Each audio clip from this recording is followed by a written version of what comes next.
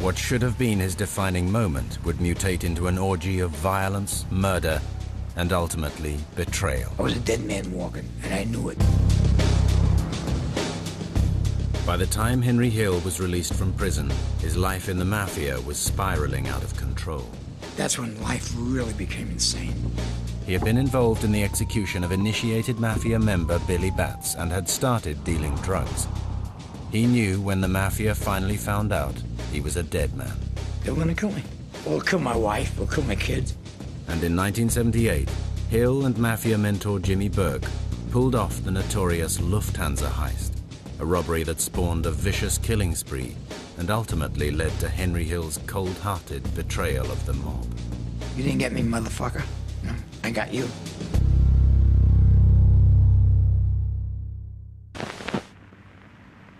On Sunday, the 11th of December, 1978, Jimmy Burke's crew, acting on a tip-off from Henry Hill, pulled off the largest cash robbery ever committed on American soil. 5 heavily armed and masked men today fled with an estimated $3 million in cash and $300,000 in jewelry from the Lufthansa Airlines cargo hangar at New York's Kennedy Airport.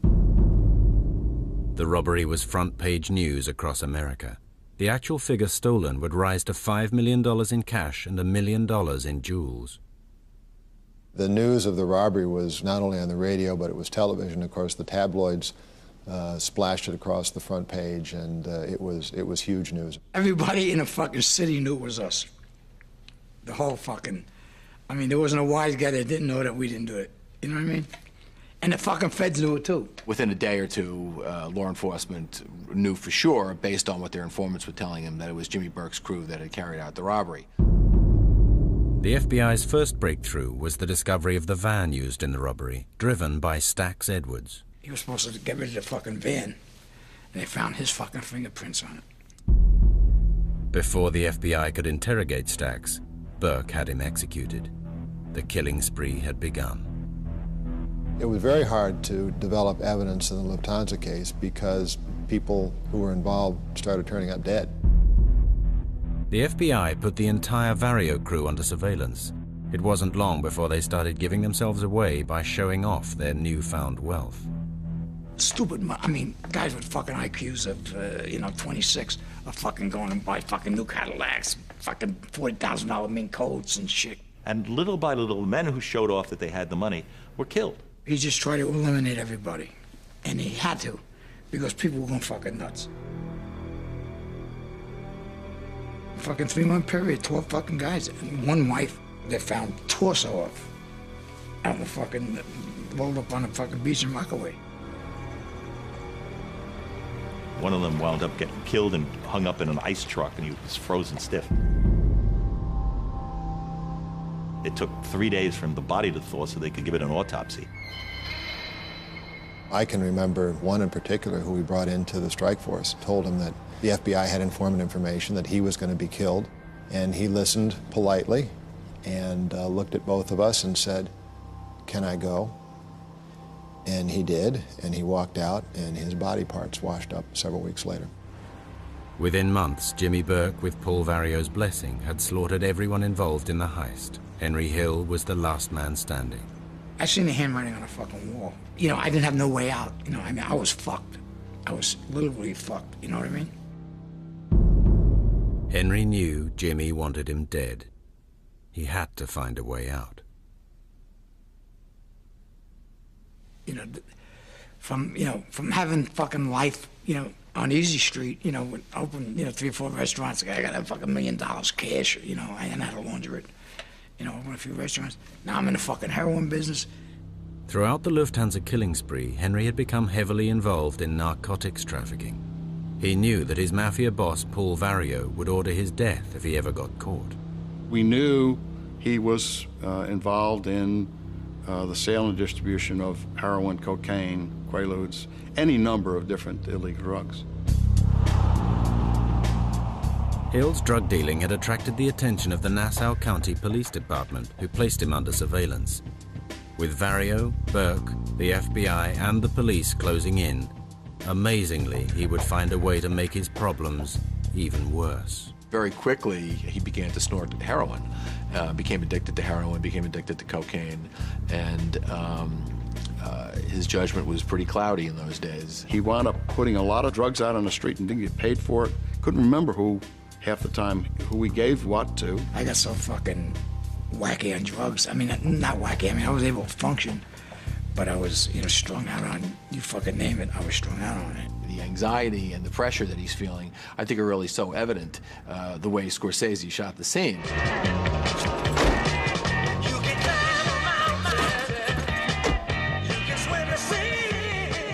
I was gonna be busy all day. I had to drop off some guns at Jimmy's to match some silencers he had gotten. I had to pick up my brother at the hospital and drive him back to the house for dinner that night, and then I had to pick up some new Pittsburgh stuff for Lois to fly down to some customers I had near Atlanta.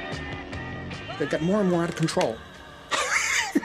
And there's no way it's going to slamming up against the wall. Everything's going to crash. Oh, fuck. I mean, it was totally fucking insane. Totally fucking insane. He had eluded us in so many different directions, and I was ready for it to be over.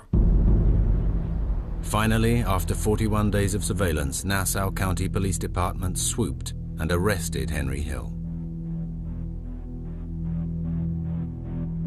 And the little fucking lights went on, and the fucking, the blue lights and the red lights, and fuck, oh, God, He got caught.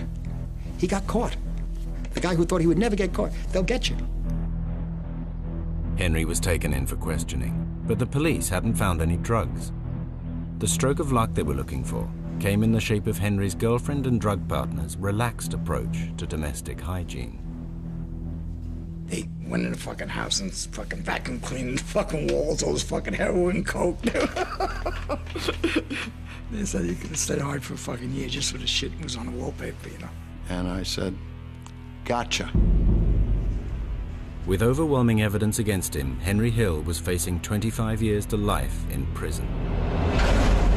And he was a marked man.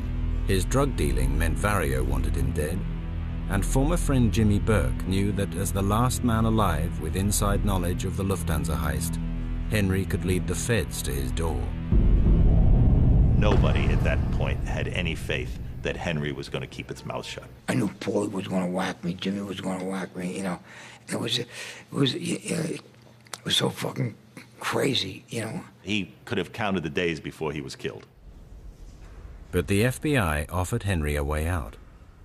In return for his inside information on the Lufthansa heist, he would receive immunity on the drugs charges. So he was an easy case. I mean, he was facing 5-7 life sentences. Henry had no option but to break the most important mafia rule of all: never rat on your friends. He loathed himself for having turned, because his entire life had been based in a world where becoming a rat is the worst thing you could possibly be. I was becoming a rat, a fucking stool pigeon. And, I just couldn't even fantasize, There was a time in my life that I would have put a fucking gun in my fucking mouth and, blew my fucking brains out before I become a fucking rat, you know what I mean? On the 22nd of May, 1980, Henry Hill agreed to cooperate with the FBI. This is where the movie Goodfellas ends, but where a 25-year mafia manhunt and Henry's descent into self-destruction began.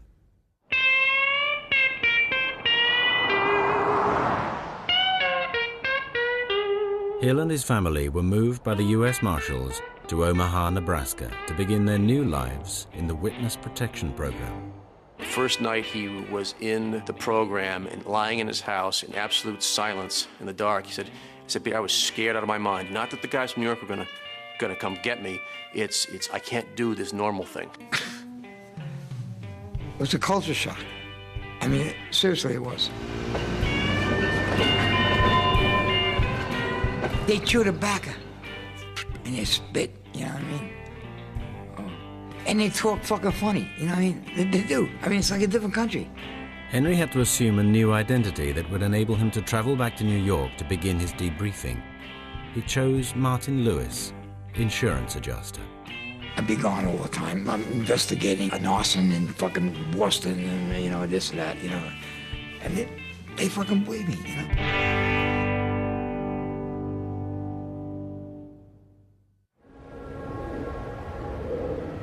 In New York, Hill began his debriefing about the Lufthansa robbery so the FBI could finally get to Jimmy Burke and Paul Vario. But his free-roaming testimony inadvertently incriminated other mafia members. You know, I just told the fucking truth, and every time I told the truth, it opened another fucking can of worms, and, you know, and it started another investigation and another fucking case, and I had no idea that this was going on. We were able to make some significant cases and develop all sorts of other evidence that led to other investigations and prosecutions. You know, and then I said, well, you know, you gotta go on a stand. And I said, no, I didn't make that fucking deal with you guys. Well, you don't want to fucking stand, you know? Hill was forced to take the witness stand and come face to face with the mafia bosses he was betraying. It was tough.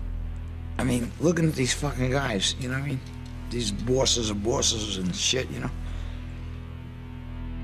They were absolutely the highest quality targets that we had in the most difficult cases that we had, and Henry was an extraordinarily valuable witness. He did his job for the feds. I mean, he showed up in the courts in New York, came back many times, and was invaluable in breaking down a huge gang empire in New York. Henry's testimony helped convict over 50 mafia members. They were not going to take this lying down. They were going to look for Henry, and they were going to look to have him executed. Back in Omaha, Henry began to spiral out of control. Part of him wanted to mess up and punish himself, so he was becoming extremely self-destructive. I couldn't live with myself. I mean, I just take a bottle of Stolies and fucking drink it every night, you know what I mean?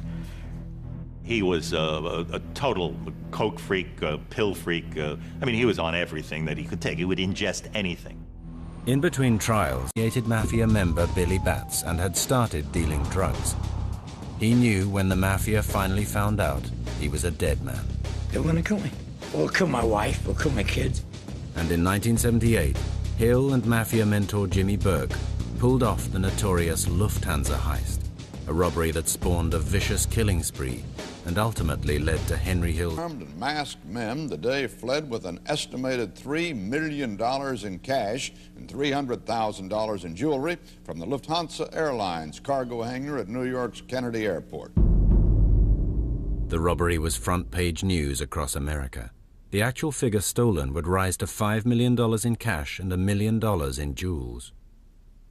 The news of the robbery was not only on the radio, but it was television. Of course, the tabloids splashed it across the front page, and it was huge news. Everybody in the fucking city knew it was us. The whole fucking, I mean, there wasn't a wise guy that didn't know that we didn't do it. You know what I mean? And the fucking feds knew it too. Within a day or two, law enforcement knew for sure, based on what their cold-hearted betrayal of the mob. You didn't get me, motherfucker. No, I got you.